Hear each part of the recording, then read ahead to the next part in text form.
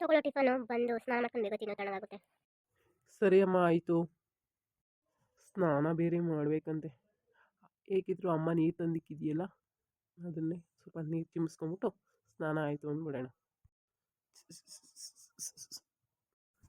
Tiffin ಮುಗಿದ ನಂತರ ತಿಂಡಿನೆಲ್ಲ ಅನ್ನ ಈಗೆಲ್ಲ ರೂಮಿಗೆ ತಂದು ಕೊಡೋದು ನೋಡಿದರೆ ನಿಮ್ಮಪ್ಪ ಗ್ರಾಚಾರ ಬಿಡಿಸ್ತಿದ್ರು.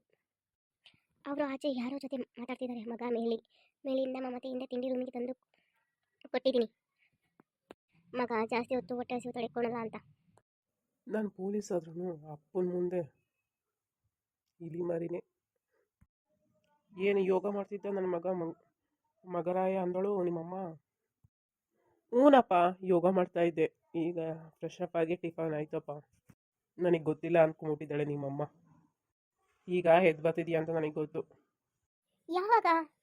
3 ಕತ್ತೆ ವಯಸ್ಸಾದರೂ ಇಬ್ರಿಗೂ ಬುದ್ಧಿಯೊಂದು ಬಂದಿಲ್ಲ.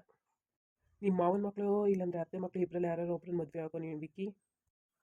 ಮದುವೆ ಆಗೋ ಚಿಂತೆ ಇನ್ನೇ ಇಲ್ಲ ಅಪ್ಪ, ಆದರೆ ಮದುವೆ ಆಗಲೇಬೇಕು.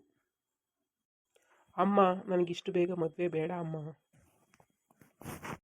ನಿನ್ನ ಗಂಡ ಜಮದಗ್ನಿಗೆ ಹೇಳು ಅಮ್ಮ. ಏನದು ಹೆಂಗಸ್ರ ಥರ ಪಿಸುಗುಡ್ತಿದೀಯಾ? ಅದೇನು ಹೇಳ್ಬೇಕು, ಜೋರಾಗಿ ಹೇಳು ಅಮ್ಮ ಪ್ಲೀಸ್, ನೀನೇ ಹೇಳು ಅಮ್ಮ. ರೀ, ಅವನಿಗೆ ಇಷ್ಟು ಬೇಗ ಮದುವೆ ಬೇಡವಂತೆ. ನಾವು ಸತ್ ಮೇಲೆ ಗುಡ್ಡಕ್ಕೆ ಇಕ್ಕಿದ್ಮೇಲೆ ಆಗ್ತಾನಂತ. ಶಾಂತ, ನೀನು ಮಗನಿಗೆ ಹೇಳು, ಸೌಮ್ಯ ಇಲ್ಲ ರಮ್ಯ ಇಬ್ಬರಲ್ಲಿ ಒಬ್ಬರ ಮದುವೆ ಆಗೋಕ್ಕೆ. ಸತ್ರು ಅವರಿಬ್ಬರಲ್ಲಿ ಯಾರನ್ನೂ ನಾನು ಮದುವೆ ಆಗಲ್ಲ. ರೀ, ನಾನು ಹೇಳ್ತೀನಿ ಬಿಡಿ. ಆದರೂ ಮಗ ನನ್ನ ಮಾತು ಕೇಳ್ತಾನೆ ಅನ್ನೋ ಆಸೆಯಿಂದ ಇದೆ ನನಗೆ.